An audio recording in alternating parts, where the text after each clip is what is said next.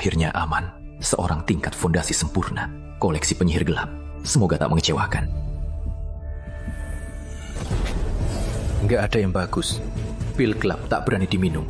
Hanya satu botol. Pil penguat jiwa masih normal. Tapi kualitasnya cuma sedang. Sepertinya dia, demi penyembuhan dan membuat mayat perak itu, sudah menghabiskan semua hartanya. Benar-benar miskin. Apa isi lembaran batu ini? Apa saja tekniknya? Apa harta karun di kotak batu itu? Mantra pengendali mayat. Itu teknik inti sekte pengendali mayat. Bisa dilatih sampai tahap emas. Isinya jahat dan keji. Ritual pengorbanan jiwa ini. Teknik Pak Gelap untuk membantai anak-anak. Mana bisa tidak dimusnahkan? Mantra pengendali serangga ini. Teknik sampingan sekte pengendali mayat. Sangat rusak. Nilainya kecil, tapi tak berbahaya. Boleh dibiarkan dulu. Banyaknya formasi. Pak Gelap sangat menganggapnya penting. Isinya pasti sangat berharga. Bahkan mungkin karena ini, dia diburu sekte Pil Agung. Begitu biasa?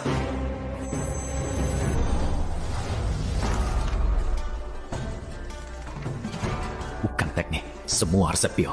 Pil untuk tingkat energi, yang biasa untuk tingkat fondasi. Pil energi murni, pil istana ungu. Sampai tahap emas, pil penyatu roh yang sangat diinginkan. Pil pembentuk jiwa, sampai tahap jiwa suci. Berbagai pil roh untuk latihan. Bahkan ada beberapa pil roh kuno yang lama hilang. Resep pilnya dicatat secara rinci, serta cara pembuatannya dan triknya, dan kontrol apinya. Pantas saja, sekte Pil Agung memburunya sampai mati. Dia ternyata mencuri kitab Pil Agung milik orang lain.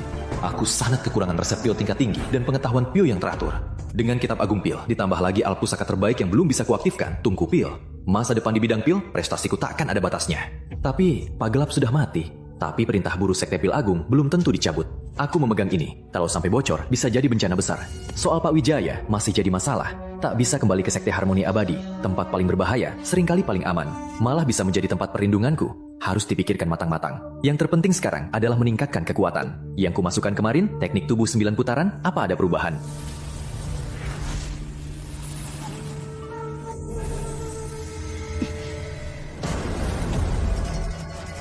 Bagus, mantap. Mantra tubuh emas 9 putaran. Labuh keberuntungan, benar-benar dewa.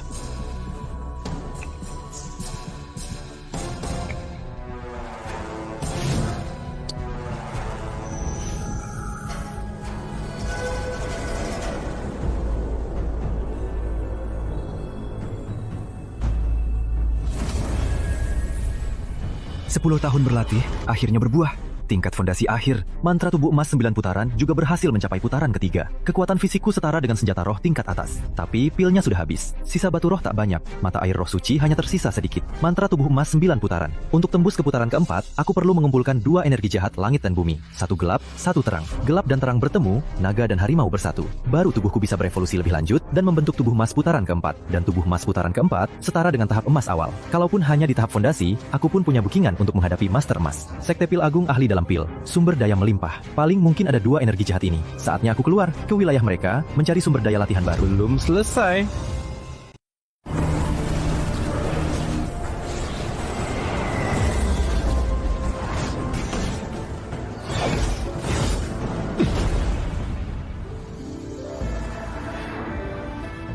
Memang surga penyihir mandiri. Kota suci Master Cahaya Ungu memang megah.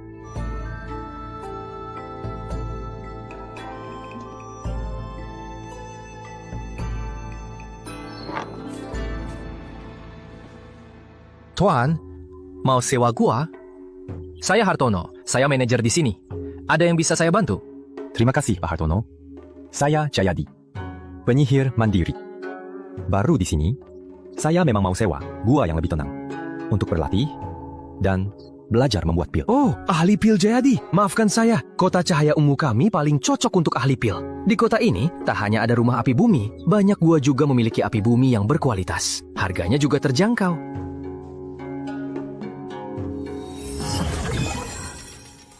Ahli pil Jayadi, lihat ini, gua nomor A di kawasan selatan. Energi rohnya paling pekat, berdekatan dengan kediaman kota, aman dan nyaman. Setahun 800 batu roh rendah. Gua nomor C di kawasan barat. Energi rohnya agak lemah, tapi lebih tenang. Dilengkapi dengan gudang obat kecil. Setahun 500 batu roh. Dan kawasan utara.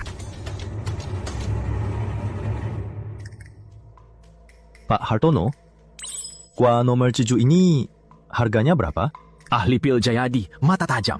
Gua nomor 7 ini, meski lokasinya agak terpencil, energi rohnya juga biasa, tapi lubang api buminya sangat stabil, dan harganya juga sangat terjangkau. Setahun cuma 280 batu roh rendah. Kalau sewa lama, harganya bisa diatur. Baiklah, baru di sini, aku pilih yang ini. Sewa setahun dulu. Ahli pil Jayadi, ini token untuk mengendalikan formasi guanya. Dengan ini, Anda bisa masuk keluar bebas. Fasilitas dasar di gua sudah lengkap.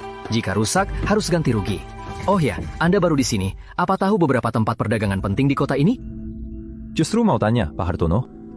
Tempat perdagangan terbesar di kota adalah Pavilion Cahaya Ungu di tengah. Dikelola oleh kediaman kota. Barangnya paling lengkap, tapi juga termahal, dan perlu identitas. Selanjutnya, Jalan 1000 Harta di Pasar Timur. Campur aduk, kadang ada barang murah. Di Pasar Barat ada lapangan penyihir mandiri. Banyak penjual kaki lima. Jika ahli pil Jayadi mau jual pil atau beli bahan obat, bisa ke Gang Pil Agung di kawasan selatan. Di sana tempat berkumpulnya ahli pil. Tapi, yang dari Sekte Pil Agung, Pavilion Aroma Pil paling besar. Harganya ditekan rendah. Toko-toko lain yang dibuka bersama oleh ahli pil mandiri mungkin lebih cocok untuk Anda. Terima kasih petunjuknya Pak Hartono. Membuat saya lebih mudah. Ahli pil Jayadi terlalu sungkan. Kalau nanti perlu membeli gua yang lebih baik, atau ada kebutuhan lain, cari saya saja.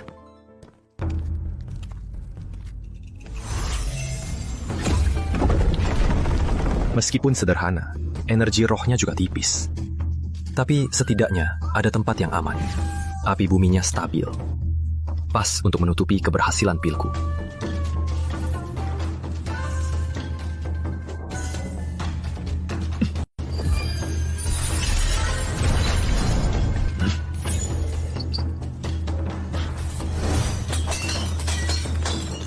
Batu roh tinggal sedikit. Yang terpenting, jual beberapa bahan tak terpakai untuk modal, lalu beli banyak rumput roh rendah, mulai berlatih membuat pil dari kitab agung pil. Besok, aku akan ke Pavilion Cahaya Ungu, Jalan 1000 Harta, dan Gang Pil Agung. Juga, cara melawan musuh masih terlalu monoton. Aku butuh kartu andalan yang lebih kuat. Jimat roh terbaik mudah. Beli beberapa jimat roh rendah tingkat 2, masukkan ke labuh keberuntungan. Bisa ditingkatkan jadi jimat roh terbaik tingkat 2, tapi jimat sakti sulit didapat. Belum selesai.